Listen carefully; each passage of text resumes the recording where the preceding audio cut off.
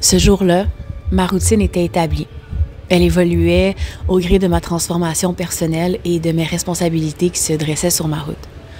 Aujourd'hui, je te partage comment créer des rituels simples pour maintenir un bien-être et une spiritualité connectée dans tes journées chargées. Rejoins cette discussion du jour sur la chaîne sur les fondements du yoga à partir des yamas et des niyamas. Ça peut être très intéressant de s'observer là-dedans. Partage-moi tes propres rituels si tu en as déjà. Ensemble aujourd'hui, construisons une vie équilibrée. C'est un rendez-vous.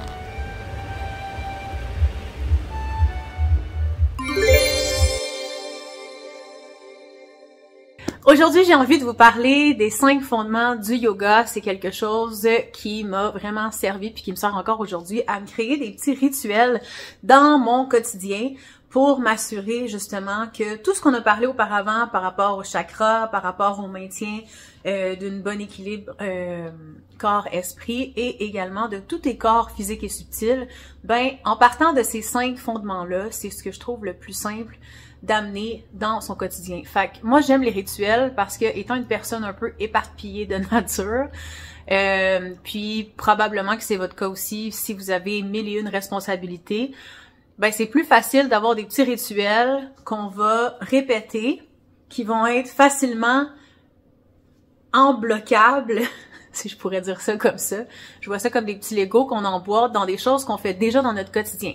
Donc, je vais vous les énumérer, puis je vais toujours vous donner, par rapport à un des fondements, comment tu peux facilement le mettre dans ton quotidien pour puis ensuite voir les bienfaits puisque ça t'apporte.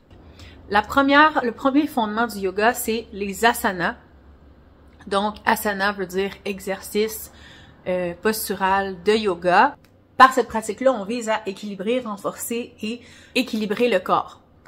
Donc, c'est super facile à mettre dans son quotidien. On n'est plus obligé de faire des 1 heure de pratique. Tu peux, le matin, mettre ton cadran un peu plus tôt puis faire une routine de 10 à 15 minutes. D'ailleurs, sur l'application de makanayoga.com, je vous ai fait des formats justement faciles à inclure le matin. Ça peut aussi être le soir avant de te coucher. Si tu as besoin justement de revenir plus au calme, vous avez aussi un onglet par rapport à ça qui est super simple à trouver. Et je t'invite à t'abonner à ma chaîne parce que, éventuellement, dans les mois qui suivent, je ne veux pas en dire trop, mais je vais vous présenter certains rituels qui sont faciles à mettre dans votre quotidien.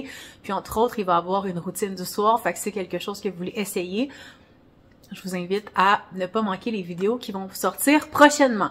Donc, je continue. Il y a aussi sur l'heure du midi qui peut être vraiment intéressant si vous êtes une personne qui a un horaire chargé et de prendre un 10 à 15 minutes pour mettre cette pratique-là. Vous pouvez le faire même assis sur une chaise, vous pouvez le faire en allant marcher dehors. Quand même, ça devient simple à ce moment-là lorsque c'est découpé en petites séries, que ce soit je me lève, je prends ma douche, je fais ma routine de 10 minutes, je me prépare, je m'en vais travailler, je vais porter les enfants à la garderie, peu importe si vous avez des enfants ou pas.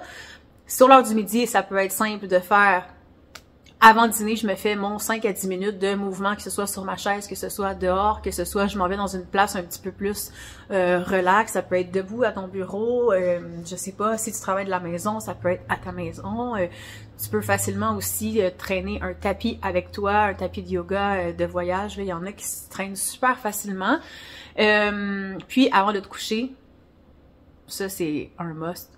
Puis éventuellement, si vous allez voir sur l'application, makanayoga.com, vous allez trouver également même une routine que vous pouvez faire au lit. Fait que là, dans ce temps, il n'y a plus d'excuses. OK.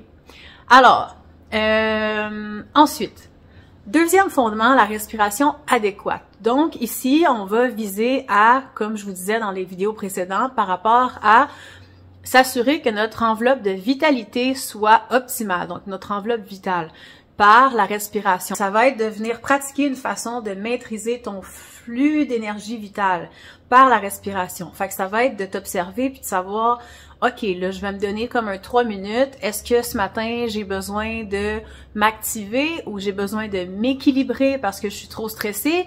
Ou est-ce que j'ai besoin, au contraire, de vraiment juste m'apaiser parce que je suis déjà dans le tapis, je suis une personne qui se lève puis qui est déjà super énergique? Comme ça va être à toi de voir. Mais tu peux utiliser même la respiration le matin. Puis comme je te dis, c'est de 3 à 5 minutes que ça va te prendre.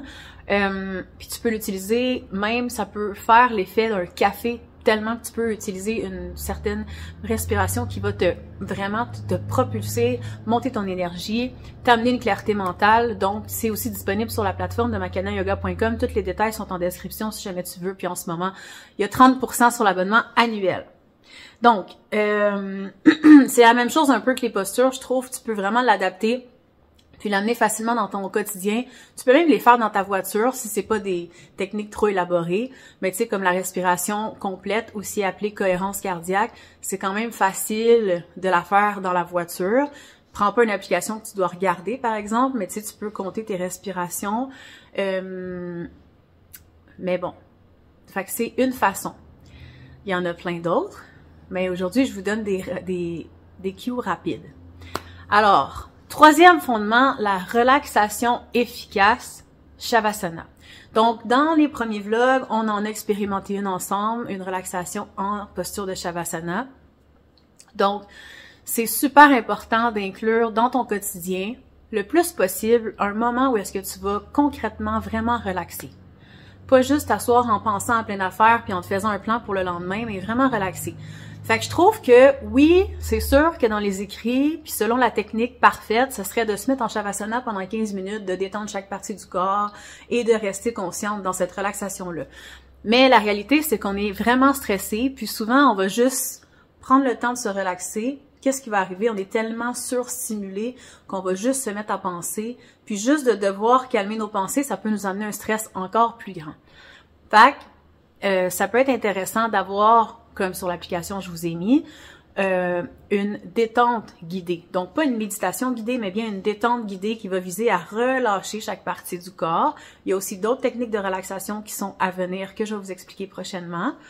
Ça peut être fait l'après-midi, ça peut être fait le soir avant de te coucher, ça peut être fait à chaque fois que tu as besoin de te recharger. C'est comme si tu prends ton téléphone cellulaire puis tu le branches dans le mur pour qu'il se recharge, mais la relaxation complète, une vraie relaxation de 10 à 15 minutes, c'est ce que ça va faire. Tu vas te mettre en pause pendant ce temps-là. Fait que toute l'énergie potentielle qui s'emmagasine dans ton corps, après ça, tu vas pouvoir l'utiliser encore parce que tu seras pas en train d'en dépenser toujours plus que ce que tu regagnes. Je sais pas si je l'explique bien. Vous me direz en commentaire si vous avez besoin de plus de clarté par rapport à ça. Sinon, je trouve ça intéressant aussi de l'adapter dans notre monde actuel, qui est, mettons, aller prendre un bain. Puis, tu peux faire tes respirations dans le bain même. Puis, tu peux, après ça, faire une relaxation complète. Ça peut être de te coucher sur ton divan. Tu sais, c'est pas obligé d'être parfait. Tu t'étends sur ton divan, t'écoutes de la musique relax, puis ça te détend. Tu prends le temps de te détendre complètement. Ensuite, pensez, on est-tu rendu là? Non, le quatrième fondement, c'est une bonne alimentation, de préférence végétarienne, mais bon, on va pas obliger quoi que ce soit à personne, mais végétarienne et vivante le plus possible, adaptée le plus important, c'est que ce soit adapté à toi, à ton corps, à ta façon, à ce que t'es fondamentalement, à ce que tu fais comme activité physique dans la journée, à ce que tu as besoin comme énergie, à ton système digestif, comment il est fait. Mais une alimentation quotidienne, une bonne alimentation, ce qu'on va favoriser, ça va être qu'on veut amener un certain calme à l'intérieur de soi. On veut toujours s'en aller vers moins de stress, plus de paix. Donc, pour ce faire, si on regarde les textes yogiques basés sur la philosophie du Veda, on va viser à ce que le corps reste justement pas toujours dans cette dépense énergétique-là qui est très grande de la digestion, et on va choisir des aliments justement qui vont faire en sorte que ça va se digérer facilement, donc ça va pas nous alourdir. Donc on va rester dans un état de vitalité et de clarté et de vivacité. Et également, justement, ça sera pas trop lourd, donc notre énergie va pas tout être concentrée à digérer quelque chose, mais bien on va l'utiliser à quelque chose qui est important. La mission qu'on a à faire dans ce monde. Non, mais comme s'occuper de nos enfants, faire notre souper, s'occuper de notre maison, faire qu'est-ce qu'on a à faire nos passions, faire nos hobbies, on sera pas comme... Fait que c'est un peu dans ce sens-là que je le disais. Donc, ce qui est facile d'un sens quand on veut appliquer une alimentation qui est adaptée à soi, ben c'est de, premièrement, s'observer, voir qu'est-ce qui marche pas, oser essayer certaines choses, certains aliments, certains d'autres aliments.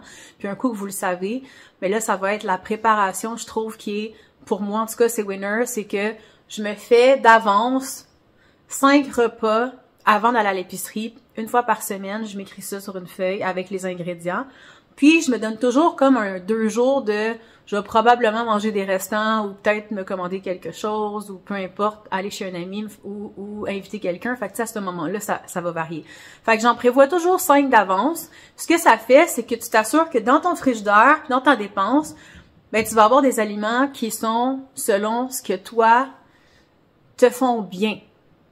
Fait que tu vas pas avoir tendance à aller vers des habitudes de, mettons, je sais pas, manger des émotions, puis là, tu te mets à manger du chocolat, des chips, des pâtes, puis plein d'affaires très, très lourdes. Ça veut pas dire de pas en manger, mais ça veut dire de toujours se ramener à un équilibre, puis de mettre tout en place pour que ce soit le plus simple possible dans ta journée. Fait que ça va être de préparer d'avance des collations. Si tu es une personne qui a besoin de collation, c'est comme de prévoir ce que tu vas avoir besoin pour que dans tes périodes où est-ce que tu vas être productive et dans tes responsabilités, tu seras pas obligé de te dire « Ah, faut que je m'arrête pour faire ça », mais dans le fond, j'ai envie de prendre la solution facile qui est de, tu sais, manger n'importe quoi. Et le dernier fondement, c'est la pensée positive et la méditation. Donc, le fait de justement se tourner constamment vers cette façon-là de « OK, tout ce qui m'arrive dans ma journée, même si ça me heurte des fois, puis j'ai l'impression que je subis, puis que c'est comme « Ah mon Dieu, c'est tellement gros, là, je peux pas croire que j'ai vécu ça, puis blablabla. » Mais c'est toujours de se rappeler que tout arrive pour toi. C'est toi qui t'envoies ça à quelque part, puis de voir l'apprentissage en arrière de ça, d'être capable de, oui, tu vis tes émotions, puis après ça, tu te ramènes, puis tu es capable de voir qu'est-ce qui est positif dans cette situation-là. Pas faire du déni positif puis de juste faire non, tout est beau, tout est correct, puis d'être en surface, mais vous comprenez un peu la nuance. Fait que c'est de cette façon-là. Puis la méditation, ben c'est une façon justement de calmer le mental. Donc, c'est de ne pas devenir... comment tu pourrais l'appliquer dans ton quotidien? C'est de prendre justement 3-5 minutes quand c'est possible. Encore là, tu peux le mettre en bloc avec un moment de ta journée. Ça peut être 1 fois, ça peut être 2 fois dans ta journée. Que tu vas juste te concentrer à observer tes pensées sans te laisser aller dedans. Donc, ça va pas être d'arrêter tes pensées, ça va être juste de les observer sans y réagir et de constamment te ramener sur un focus, une chose à la fois. Fait que ça peut être fixer un point au milieu de tes sourcils et de toujours te ramener à ta respiration. C'est la façon la plus simple. Et si vous voulez plus... développer plus ça, la méditation, puis tout ça, étape par étape, on a un programme, un thème sur l'application macanayoga.com dans le membership. Fait que tout ce que je vous ai dit, c'est tout inclus dans le membership. C'est vraiment abordable. Ça vous revient à comme, je pense, moins de 15 $ par mois. Puis vous avez accès à tout ça. Puis en ce moment, c'est à 30% si vous vous inscrivez pour l'année. Fait que ça vaut vraiment la peine. Bref, en intégrant un petit peu par petit peu ces fondements-là dans votre vie quotidienne de façon simple, à votre rythme, mais de façon constante quand vous voyez que justement, ça vous fait du bien. Mais tu vas te rapprocher d'un mode de vie où tu vas être balancé et tu vas ressentir plus de joie, plus de bien-être. Ça va devenir plus simple, plus léger. Même si tu vis les mêmes situations, tu vas les vivre intérieurement d'une façon nouvelle, d'une façon renouvelée, d'une façon plus aérée, si je pourrais dire. Donc, c'est ce que ça m'a amené. C'est pour ça que je vous les partage. J'espère que vous avez aimé ce contenu-là. Puis la clé, c'est vraiment l'adaptation et la régularité. Donc, ne pas vous obliger à rien, mais si vous vous engagez dans essayer quelque chose, mais essayez-le pour au moins 1 mois pour voir vraiment les bienfaits, puis ensuite adaptez-la, puis après ça, redonnez-vous un nouvel objectif, puis ensuite réadaptez-la. Donc, vous allez voir en description, vous avez à voir si ça vous intéresse, l'accès à macanayoga.com, le membership, donc l'application aussi. Tu peux l'utiliser sur ton cellulaire, sur ta tablette, tu peux l'utiliser sur ton ordinateur portable et tu peux aussi projeter dans ta télévision les routines, que ce soit respiration, méditation, breathwork, posture de yoga. Donc, tous les fondements se retrouvent sur cette application-là, adaptée à ton mode de vie. Donc, des fois, c'est 10 minutes, des fois, c'est 15 minutes, des fois, c'est 35 minutes, 40 minutes. Donc, ça dépend vraiment, justement, à quel point tu as envie de mettre du temps là-dessus. Finalement, je t'offre un outil gratuit complètement. C'est un e-book que j'ai fait. C'est un PDF imprimable que tu peux utiliser pour tracker tes nouvelles habitudes. Fait que, mettons, tu te dis, OK, moi, je veux essayer de mettre ce mois-ci 2 des fondements du yoga, la respiration, puis le mouvement. Puis là, ben, tu vas pouvoir tracker tes habitudes. C'est le fun parce que là, tu peux comme colorier les petites cases. Fait que tu vois vraiment ton évolution sur une semaine, sur un mois, sur 2 mois. Fait que après ça, moi, je trouve, personnellement, c'est quelque chose qui m'aide. Puis je le vois, je l'ai pas fait hier. Puis là, tu sais, fait que, bref, c'est un bon reminder. Fait que voilà, fait que dites-moi en commentaire si vous avez aimé cette vidéo. Puis si vous avez déjà des routines ou des façons aussi d'implanter ça dans votre quotidien, puis ça va me faire plaisir d'échanger avec vous. Je suis toujours à la recherche de nouvelles façons de l'appliquer dans le quotidien de façon simple et durable. Donc, à bientôt tout le monde. Merci de m'avoir écouté. On se voit demain.